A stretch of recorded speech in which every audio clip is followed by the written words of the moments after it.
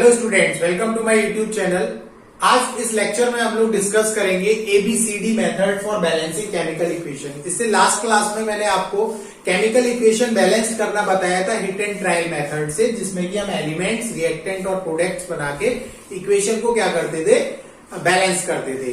देखिए, वो जो मेथड है वो हिट एंड ट्रायल मेथड है, आपको अप्लाई करना पड़ेगा, ठीक है, यानी कुछ ना कुछ उसकी वैल्यू असाइन करनी पड़ेगी। उसके बाद हम लोग क्या करेंगे, उसको बैलेंसिंग करेंगे। तो क्या होता है कि अगर कॉम्प्लेक्स इक्वेशन आ गई, यानी थोड़ी बड़ी इक्वेशन आ गई या कॉम्प्लिकेटेड इक्वेशन आ गई, तो उस मेथड से बैलेंस करना बड़ा टिपिकल होता है, ठीक है, और लॉन्ग प्रोसेस हो जाता है, क्योंकि हम लोग क्या करते हैं, उसमें वैल्यू रखते जाते हैं एंड देन चेक करते जाते हैं, वैल्यू रखते जाते हैं, चेक करते जाते हैं, तो वो बड़ा कॉम्प्लिकेटेड हो जाता है, क्योंकि मेथड भाई जो है लॉन्ग हो गया।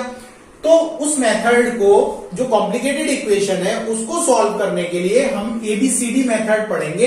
इससे कोई भी कॉम्प्लिकेटेड इक्वेशन होगी वो क्या हो जाएगी, इजिली सॉल्व हो जाएगी। तो सबसे पहले, जैसा कि मैंने बताया था, देखो भाई सिंपल इक्वेशन हो गई H2 plus Cl2 gives HCl। तो ये तो हम सिंपल क्या कर सकते हैं, बैलेंस कर सकते हैं। यहां पर दो एटम इसके हैं, दो एटम इसके हैं, यहां पर हमने 2HCl लगाया, ये बैलेंस हो गया। तो ये तो भाई आपका हिट एंड ट्रायल मेथड से हो गया, ये मैंने 2 लगा दिया, तो हिट एंड ट्रायल मेथड हो गया। दूसरा भाई H2 करा, हाइड्रोजन लिया, ऑक्सीजन रिएक्शन कराई, हाइड्रोजन का ऑक्सीडेशन कराया, तो क्या बन गया, ये H2O बन गया। तो इसको भी हम क्या कर सकते हैं, easily hit and trial method से सॉल्व कर सकते हैं। H2 ये हो गया, O2 यानी O के दो हैं, तो यहां पर हमने क्या कर दिया, 2 लगा दिया। अब H के कितने हो गए, 4, तो यहां पर हमने 2 लगा दिया। तो ये सिंपल इक्वेशन को तो हम इजिली क्या कर सकते हैं, हिट एंड ट्रायल मेथड से सॉल्व कर सकते हैं। बट अगर कॉम्प्लिकेटेड इक्वेशन आ गई तो उसको हम कैसे करेंगे, वो देखिए, वो हम करेंगे एबीसीडी मेथड से। एबीसीडी मेथड्स में किस तरीके से हम लोग फॉलो करेंगे वो देखिए। इक्वेशन है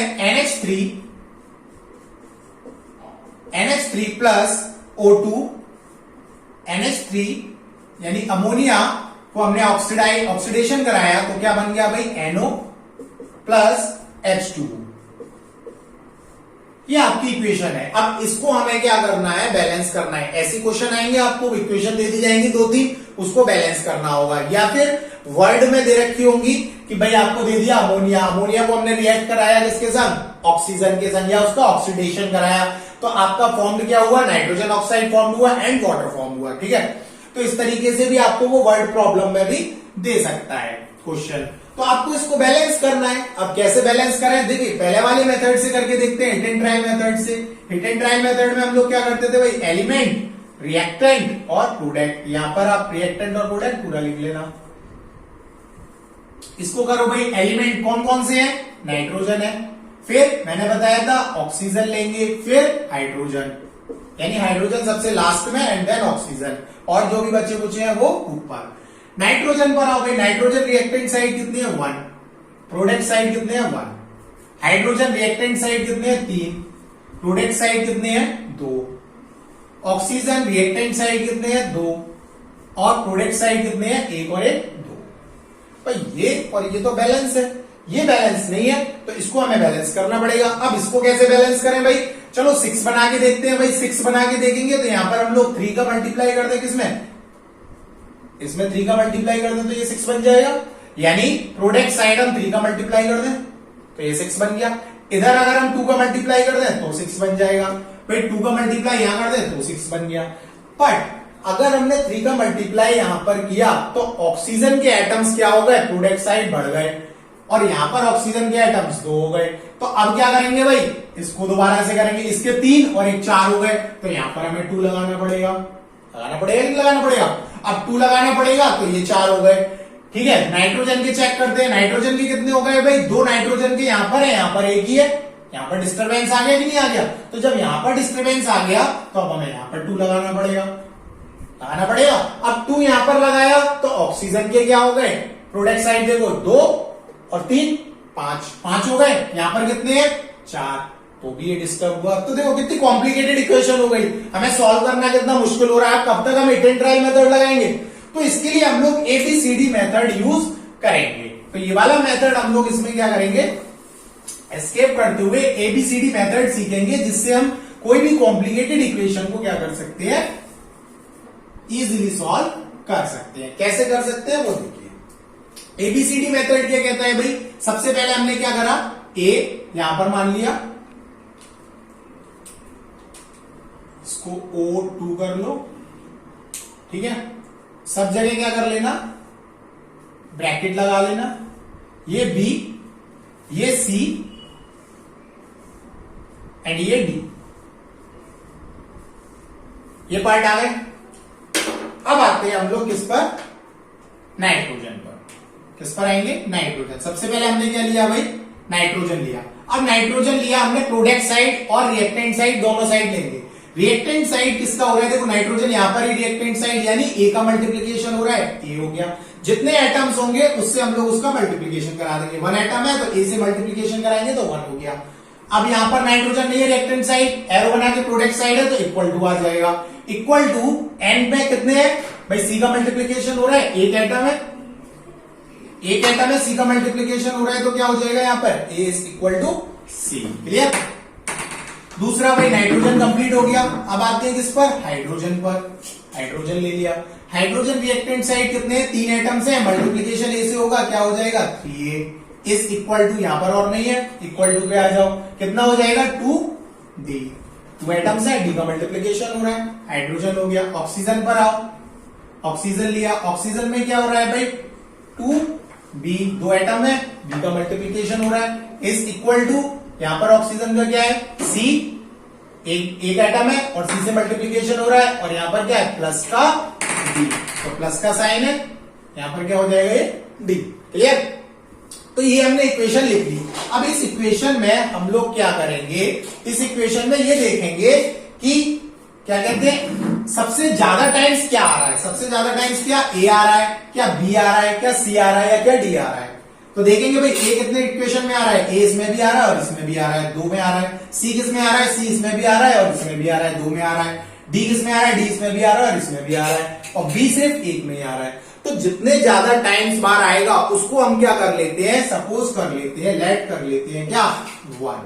अब देखिए ए बी और ए सी और डी तीनों 2-2 टाइम्स आ रहे हैं, ए सी और डी तीनों 2-2 टाइम्स आ रहे हैं, तो हम कोई भी इसमें से क्या कर सकते हैं 1 मान सकते हैं। तो हमने क्या करा, ए की वैल्यू को 1 मान लिया। अब ए की वैल्यू को 1 मान लिया तो बी सी डी की वैल्यू हम इससे क्या कर देंगे, फाइंड आउट कर देंगे। देखो ए सी के बराबर है तो सी भी कितना हो जाएगा 1, ठीक। अब 3a जो है वो डी के बराबर है, 2d के बराबर है, 3 की जगह हम ए की जगह क्या लगा देंगे 1, तो डी की वैल्यू कितनी आ जाएगी यहां से 3/2। क्लियर हो रहा है। ए की वैल्यू 1 आ गई, सी की वैल्यू 1 आ गई, डी की वैल्यू 3/2 आ गई।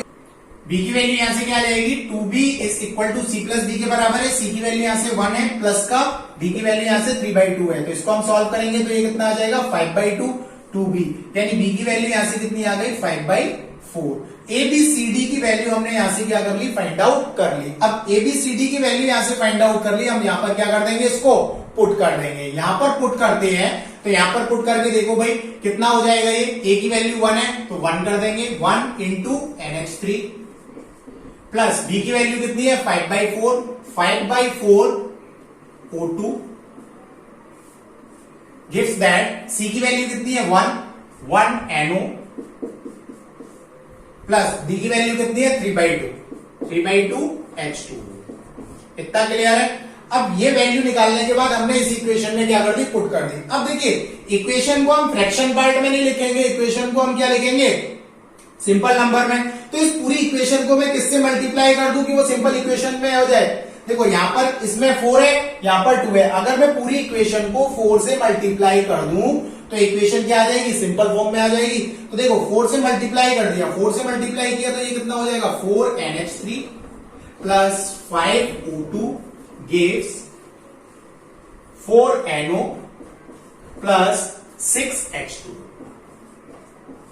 ये आपकी क्या हो गई, इक्वेशन बैलेंस्ड हो गई। यहां से देखो भाई नाइट्रोजन के कितने हैं, रिएक्टेंट साइड 4, नाइट्रोजन के प्रोडक्ट साइड कितने हैं 4, ऑक्सीजन हाइड्रोजन के कितने हैं 12, हाइड्रोजन के कितने हैं 12 प्रोडक्ट साइड, ऑक्सीजन के कितने हैं 10, ऑक्सीजन के कितने हैं 4 और 6 10 हो गई। तो इस तरीके से हम लोग एबीसीडी मेथड से कोई भी कॉम्प्लिकेटेड इक्वेशन को क्या कर सकते हैं, बैलेंस कर सकते हैं। देखो ये तो मैंने बैलेंस करने का तरीका बताया, अगर आप अपने मेथड से इसी तरीके से अप्लाई करोगे तो ये फटाफट से क्वेश्चन सॉल्व होगा। क्लियर। चलो दूसरी इक्वेशन और करते हैं, 1-2 एग्जांपल और कर लेते हैं इसके, तो ये अच्छे से और समझ में आ जाएगा। दूसरा एग्जाम्पल हम लेते हैं इसी तरीके से ही, कोई भी आप इक्वेशन इससे सॉल्व कर सकते हैं, कोई भी इक्वेशन हो कैसी भी कॉम्प्लिकेटेड। देखिए CaCO3 प्लस H3PO4 गिव्स, क्या गिव्स कर रहा है, CA3PO4 का वोल्टाइज प्लस H2CO3, ये इक्वेशन। अब इसको हमें बैलेंस करना है, तो भाई कॉम्प्लिकेटेड इक्वेशन लग भी रही है, कैसे बैलेंस करें भाई, हमारे पास सटीक मेथड है कौन सा, ABCD मेथड। क्या करो भाई, यहाँ पे A मान लो, यहाँ B मान लो, यहाँ C मान लो और यहाँ D मान लो। क्लियर, ABCD मान लिया। क्या क्या चीजें हैं भाई हमारे पास, जो है वो हमारे पास क्या है, कैल्शियम है Ca, तो सबसे पहले हम कैल्शियम ले लेते हैं। कैल्शियम रिएक्टेंट साइड क्या है, A इज इक्वल टू, इस साइड और नहीं है, A इज इक्वल टू कितना हो जाएगा, 3C। सिंपल समझ में आ रहा है, यहाँ पर 3 एटम्स है इसके, तो 3 एटम्स है तो हमने 3C कर दिया। इसके बाद कार्बन ले लिया, कार्बन क्या हो जाएगा, A, रिएक्टेंट साइड A है और प्रोडक्ट साइड क्या है, कार्बन 3 वो D, प्रोडक्ट साइड A की है D। इसके बाद किस पर आ जाओ, ऑक्सीजन पर आ जाओ। ऑक्सीजन क्या है भाई, 3A, यहां पर ऑक्सीजन कितना है, प्लस का कितना, 3A प्लस का 4B, और यहां से कितना हो जाएगा, इज इक्वल टू 8, 4 2 8 हो जाएंगे, 8C, एंड यहां से कितना हो जाएगा, प्लस का 3D। सिंपल समझ में आ रहा होगा। हाइड्रोजन ले लो भाई, हाइड्रोजन है, हाइड्रोजन कितना है भाई, 3B, बस लेना ढंग से जिससे कि कोई रह ना जाए। 3B रिएक्टेंट साइड तो 3B हो गया, और प्रोडक्ट साइड क्या हो जाएगा, is equal to 2D। Simple. क्या बचा, P बचा भाई, P को ले लो।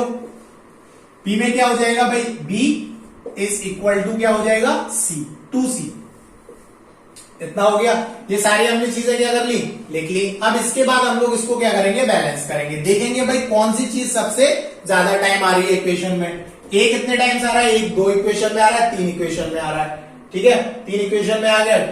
D कितनी इक्वेशन में आ रहा है, D आपका 1 इक्वेशन, 2 इक्वेशन, 3 इक्वेशन। C भी आपका 1 इक्वेशन, 2 इक्वेशन, 3 इक्वेशन, ठीक। तो A C D और B देखें तो B सिर्फ इसमें आ रहा है और इसमें आ रहा है और इसमें आ रहा है, तीनों आ रहे हैं। यानी कोई भी हम वैल्यू को असाइन कर सकते हैं, 1 ABCD में से किसी की भी वैल्यू को हम असाइन कर सकते हैं, क्या 1। तो लेट हमने क्या कर लिया, सपोज मैंने अब की बार क्या मान लिया, B को 1 मान लिया। अब B को 1 मान लिया तो हम यहां पर रख देंगे भाई। अब देखो यहां पर रखो, B को 1 माना है तो यहां पर C की वैल्यू कितनी हो जाएगी, C की वैल्यू हो जाएगी यहां से 1/2, ठीक। D की वैल्यू कितनी हो जाएगी, 3 into 1 is equal to 2D, यानी D की वैल्यू कितनी हो गई, 3/2।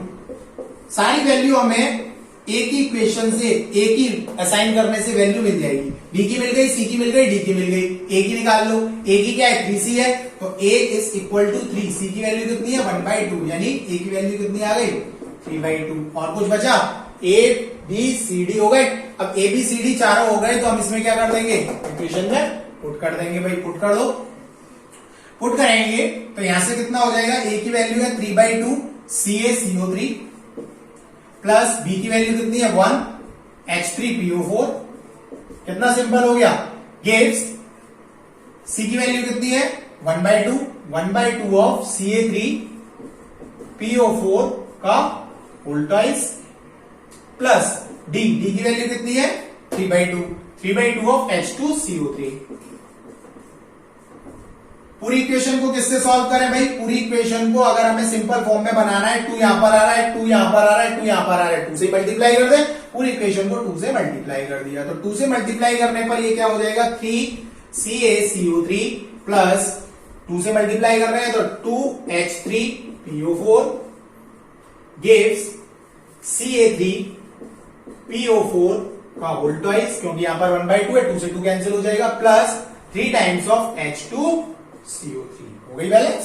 कितना टाइम लगा, इक्वेशन कितनी कॉम्प्लिकेटेड थी, बट हमने इसको सिंपल फॉर्म में बना के क्या कर दिया, ABCD मेथड से इसको बैलेंस कर दिया। तो ये था आपका ABCD मेथड। अगर आपको कोई भी इक्वेशन हो, कैसी भी इक्वेशन हो, कितनी भी कॉम्प्लिकेटेड इक्वेशन हो, इस मेथड से आप अप्लाई कर सकते हैं। ये मेथड अप्लाई करो और आपको आराम से बैलेंस हो जाएगी। अब मैं एक क्वेश्चन दे रहा हूं, वो आप अपने आप ट्राई करना और उसका आंसर भी मैं बता दे रहा हूं क्या आएगा, उसको ट्राई करके देखना कि आपको समझ में आया ये मेथड या नहीं आया।